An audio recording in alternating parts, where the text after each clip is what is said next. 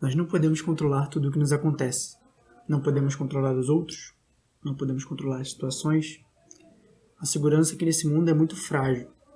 Nossos sentimentos são voláteis, as pessoas são muito instáveis.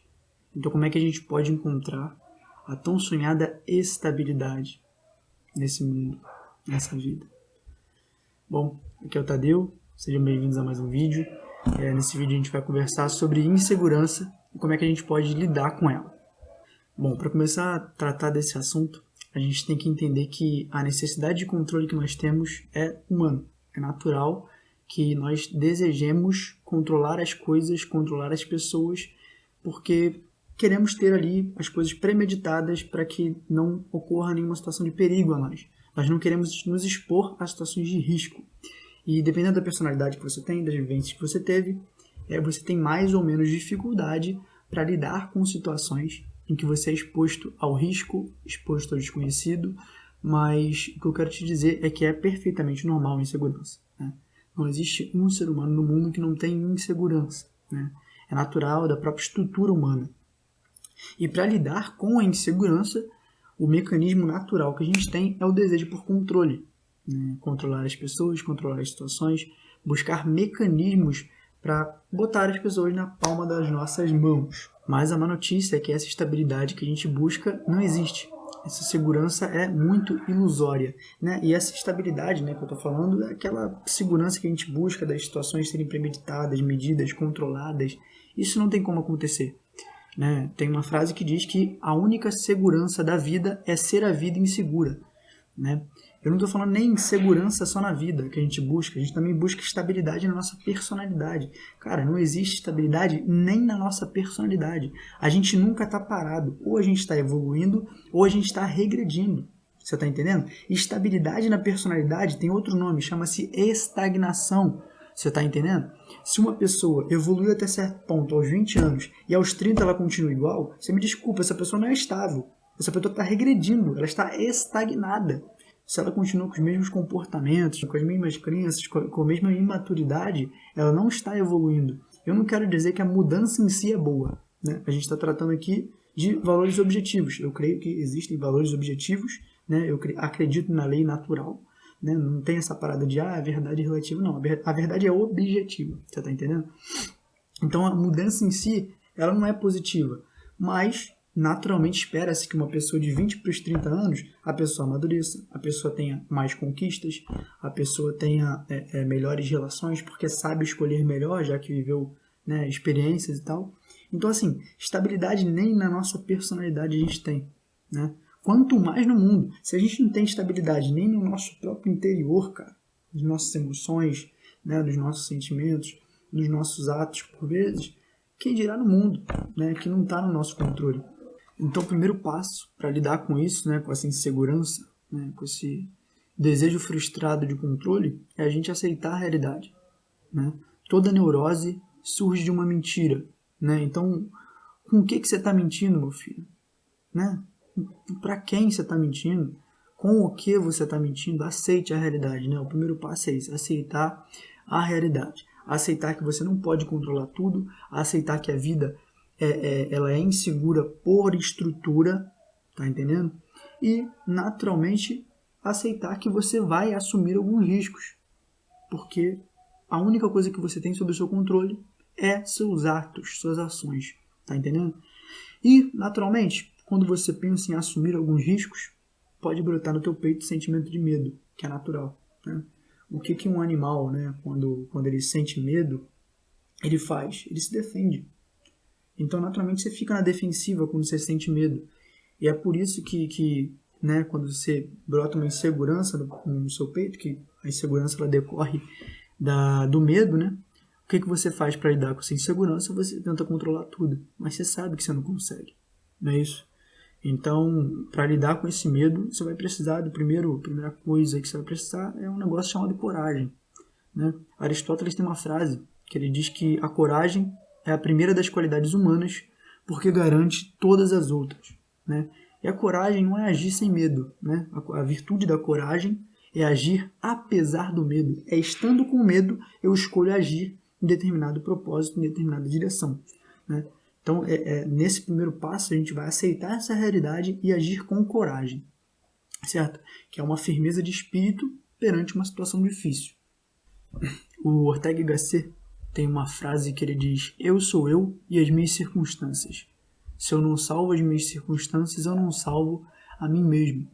Que vai justamente nesse ponto de aceitar a realidade. Olha, é olhar com sinceridade a sua realidade, as suas circunstâncias, cara. Tá entendendo? Você nasceu com determinado nome, com determinada condição social, você tem determinada idade, você tem tantos amigos, você tem tantos meios de ação. Você tem que saber isso, né? Saber os seus meios de ação, né?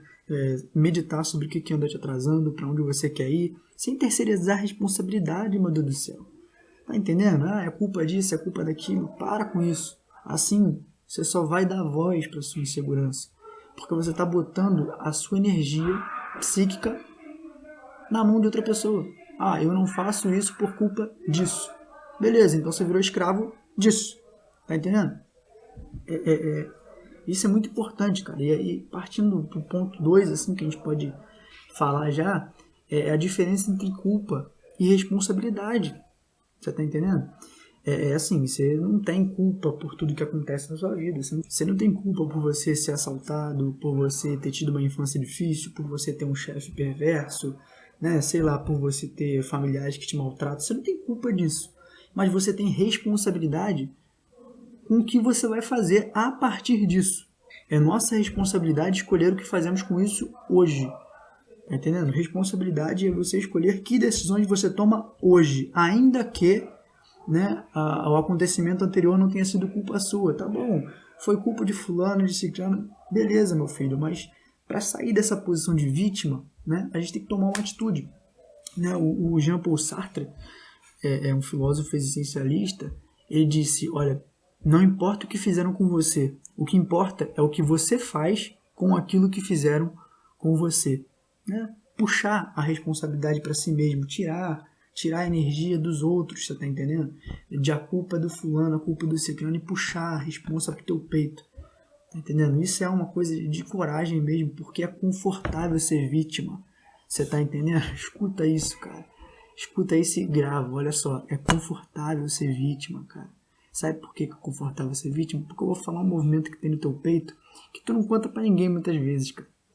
Porque enquanto você é vítima, você não precisa agir.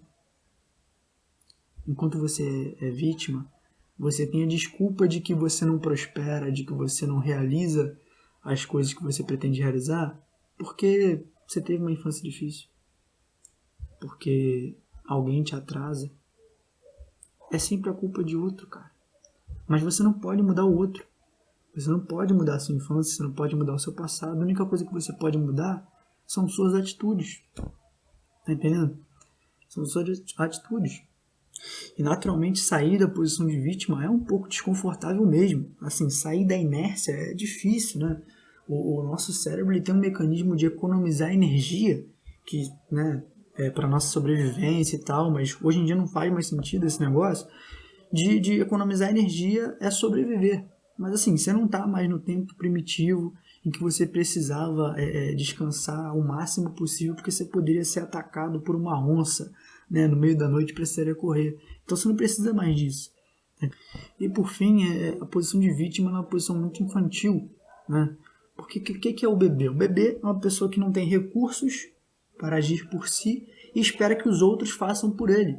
E isso é uma posição muito confortável, cara. Quem que não gosta de ser validado? Quem que não gosta que os outros façam as coisas pela gente? Né? Pô, isso é muito bom, é gostoso. Nosso ego gosta. Nosso ego ele é imaturo por excelência.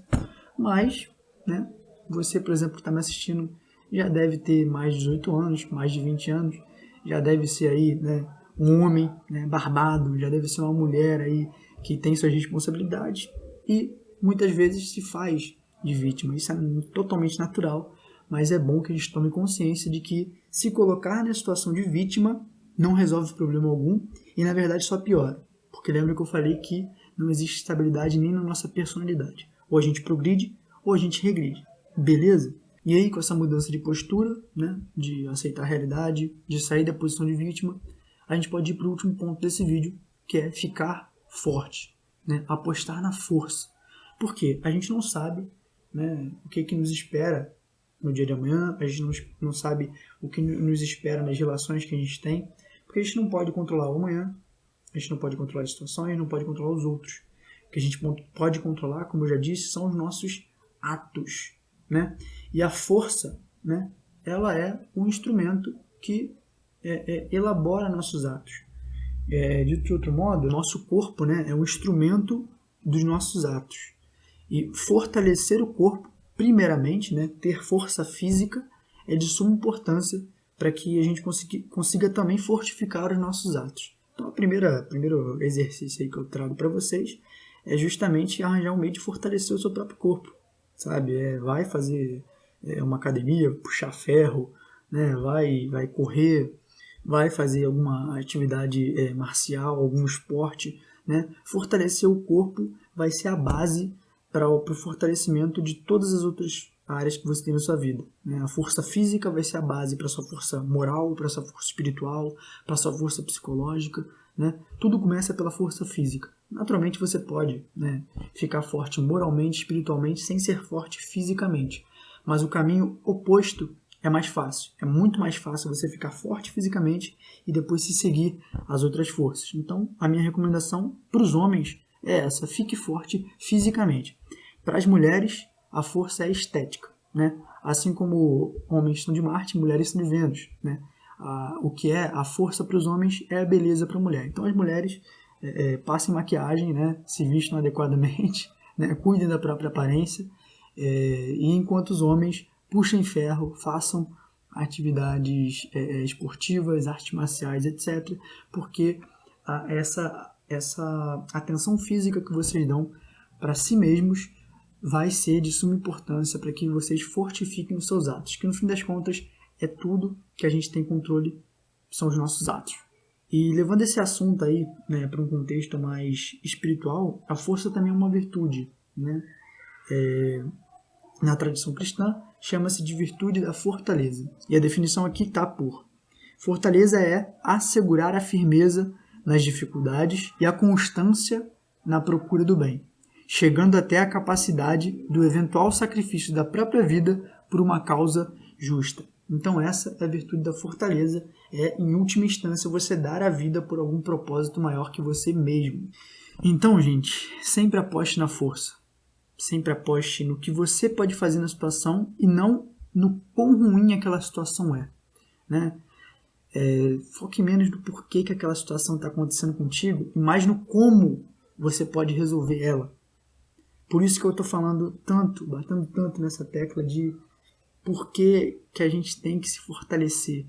E pode parecer boba essa parada de se fortalecer fisicamente, mas, cara, existem N benefícios de você fazer isso. Não é só a questão teórica que eu estou falando aqui, de que a força física vai ser a base para a sua força moral, espiritual e psicológica, e assim como a força estética.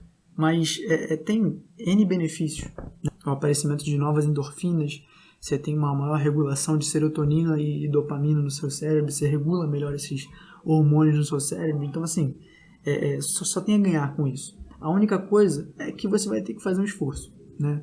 Essa que é a parada, porque mudar dói, amadurecer dói, e sair da zona de conforto dói.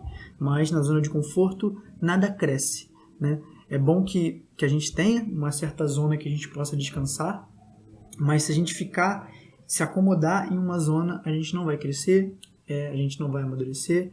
E é muito importante o que Jordan Peterson fala bastante sobre ordem e caos, a gente ter um pé na ordem, mas a gente também ter um pé no caos, né? A gente ter uma zona segura, né, confortável para a gente, enfim, descansar, ter uma zona também para se desafiar, para crescer, para melhorar, para assim a gente conseguir ajudar mais pessoas, amar mais o próximo, se entregar a causas nobres e, em última instância, como eu disse, a virtude da fortaleza é entregar a própria vida.